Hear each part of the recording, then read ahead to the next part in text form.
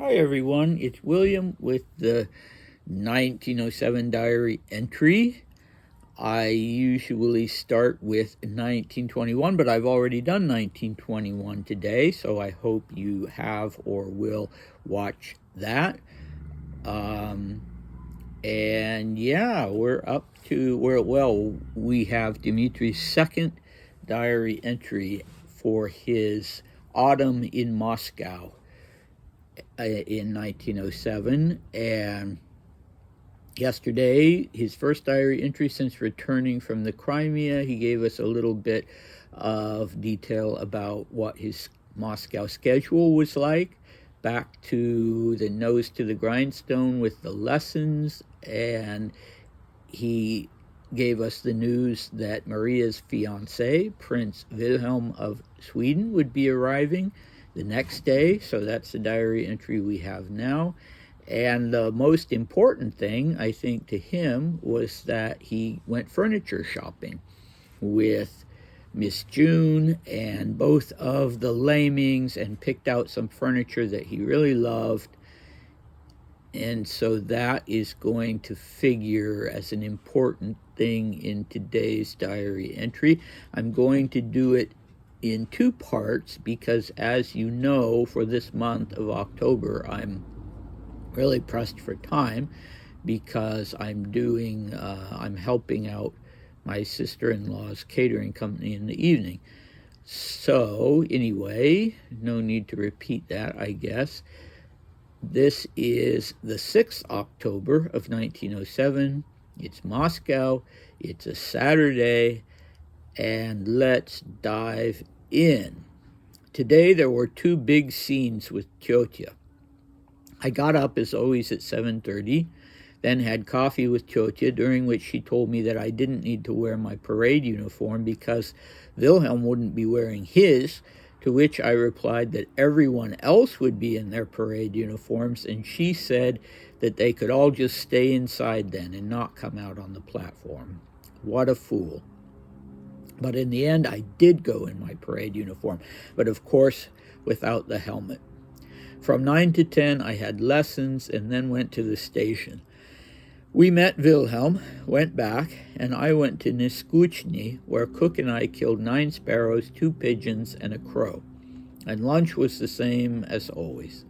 Obolensky was the Flegel adjutant who came with Wilhelm. He's an extremely unintelligent man, and devil knows why he was chosen instead of Boisman. From 2 to 5, I had lessons again, and then had tea downstairs with Tyotia. Okay, he was writing this actually at 11:15 in the evening. He's clearly not in the best of moods, and not surprising because he had these two scenes, as he puts it, with Tyotia, Aunt Ella. And one of the noteworthy things in the previous diary entry was just how much in control Ella was of everything. So he could scarcely lift a finger without getting Aunt Ella's permission first. And that was, as I've mentioned in the past, the way Sergei ran his household, Grand Duke Sergei, Dmitri's uncle, who died in 1905. And Ella was clearly determined to carry out her husband's wishes with regard to how Dmitri and Maria were raised. But Dmitri, as we know, is 16 now, and so not too happy with this state of affairs. So he seems to have had tea, just the two of them, coffee, just he and Tyotia having coffee. And that was something I forgot to mention in the previous diary entry. He had said that he was going to wear his parade uniform when he went to meet Wilhelm, but that he expected some resistance from Ella, but specifically not about the uniform itself, but about the helmet, which I showed a photograph of yesterday, and the Horse Guards helmet was extremely elaborate and ornate, but I don't guess that probably came into came into the equation. But anyway, we have a partial win for Dmitri today. So why was Ella so dead set against him wearing the parade uniform? I don't know, but he was just determined to wear it. And so he got his way. And unfortunately, we don't know the circumstances of how he got his way. Whether maybe Tjotja didn't go to the platform. It's quite possible that she didn't go to the train station. So maybe he wore it covertly, although knowing that she would find out about it. But at any rate, whether he did that or whether she finally gave in, he did not wear the helmet as he had wanted to. I don't know why, I mean, it seems like if you were a man and you went out, you always wore a hat of some kind, whether civilian or military, and it would have been silly for him to wear a non-parade uniform hat with his parade uniform. But anyway, that's just a mystery, and he's so upset with Ella that he actually says, "What a fool." And he's called her a fool in the past. Specifically, he called her a fool because she had given Laming instructions that he and Maria were not to go have dinner outside of their own residence in the Crimea. They weren't even supposed to go have dinner with other members of the family. And she relented a little on that. She said they could go on Saturdays only. And then apparently Laming sort of allowed them, without her knowledge, I would assume, to go out on Sundays. Or maybe it was with her knowledge, and they got that concession from her. Okay, so Dmitri is hard at it with his lessons, and he has his morning lesson, and then he goes to the station in his uniform, and they meet Wilhelm, and then go back. Okay. I thought it was funny too. I should just add that it's like such a typical dialogue between a teenager and a mother or father. Well, I want to wear this, or I want to go to such and such place. Well, no, you can't, but everybody else is doing it. And then Ella responds, well, they can just stay inside then and not come out on the platform. I like that. So Dmitri is not being permitted to spend the day with the new arrival, either because, he wanted to spend some time with, specifically, Wilhelm did with his fiancée, or because it was a school day for Dmitri. I don't know. I would guess that Ella was behind that too. So he does his usual daily walk to Neskuchny Palace, the literal name of which, as I mentioned, is not boring. And then Cook, who was one of his mentors and tutors, went with him. Usually he goes with Laming, but apparently Laming couldn't go that day. And they go there, and Neskuchny was clearly the palace in Moscow where they went to for outdoor activities, for riding or for hunting. And while they're there, they killed 9 sparrows, 2 pigeons, and a crow. And I wish I could go back in time and tell our friend not to shoot crows. They're far too intelligent of animals to be just arbitrarily slaughtered. But maybe I'll give him the nickname Crow Killer. I call my Great Dane Fly Killer sometimes. Okay, so yes, and then there's this problem with who the Tsar has assigned to accompany Wilhelm on his stay in Moscow, as to honor him with one of the Tsar's own Fliegel adjutants. and the Tsar has assigned Obolensky to this task, and Dmitri thinks Obolensky is extremely intelligent, and it's just more of why he's in a bad mood. Devil knows why Obolensky was chosen instead of this fellow called Boisman. Camillo Arsenievich was a man in his 40s at that time. And who was Obolensky? Now, that's very difficult to say because there are so many Obolenskys. This, like the Golitsins, this was a big, prominent, aristocratic family in Imperial Russia with various branches. And the most likely, and at the same time the most unlikely candidate for this role was Prince Sergei Platonovich Obolensky. And he was quite a character, this man. He had the nickname Popovka, which means a horse blanket.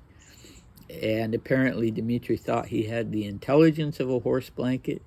His second marriage was to an Astor, and he went to Oxford. At some point, as a young man, he was an officer in the Cavalier Guards. After the revolution, he traveled a bit in Britain, Australia, and the U.S. And in 1935, he was the political secretary of the Young Russia Party. If you've been watching the 1921 video series, you know about the Young Russia Party, which was an emigre political organization that Dmitri himself was a prominent part of, a very prominent part of. So that would have brought the two of them into contact. And then at the beginning of the Second World War, he went to the U.S. and joined the U.S. Army in 1942 and became a paratrooper, this very sort of dashing figure. And then after the war in New York City, he was quite big on the social scene, a glamorous figure, and he wrote memoirs called One Man in His Time. And the reason I have for thinking that he was the one who was Wilhelm's Flegel adjutant is because Dmitri later in his diaries calls him stupid. And so were there two stupid Obolenskys? Well, I shouldn't say that. Were there two Obolenskys who Dmitri considered stupid? There was another Prince Sergei Obolensky, but it seems like it was Sergei Platonovich. But the problem is this: he was slightly less than 1 year older than Dmitri. Dmitri is 16, so that would make Sergei Platonovich 17. And were there Flegel adjutants who were 17? Possibly. Seems like he still would have been at the Corps de Page, but it's possible that he was not a Flegel adjutant but a page, and was sent in that capacity to accompany Wilhelm. And if that was the case, then yeah, it would make sense to send a 17-year-old, a young man of, from one of the most aristocratic families in Russia. But I don't know. Sorry if I'm spending too much time on this. I'm just interested. And, it could be that Dmitri, so obviously there had been something between the two of them that had caused some ill will or had made Dmitri come to this conclusion that Sergei Obolensky was not an intelligent person, an extremely unintelligent person. They had clashed at some point, and they would clash after the revolution, and apparently, I don't know, maybe the fact that Sergei Obolensky rivaled Dmitri in good looks and glamour and dashingness, and was not under the thumb of an aunt who happened to be a nun.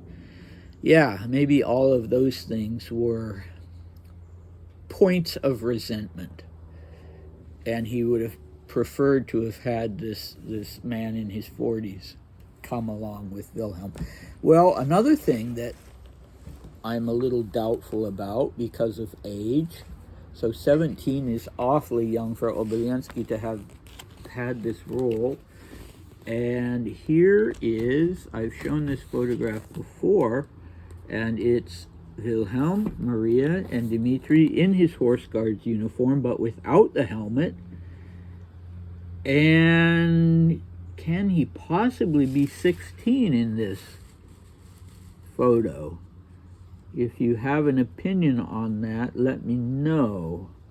I think I need to find out if Wilhelm made an earlier visit, maybe the year before. I mean, he must have done. They didn't become engaged just on the basis of correspondence.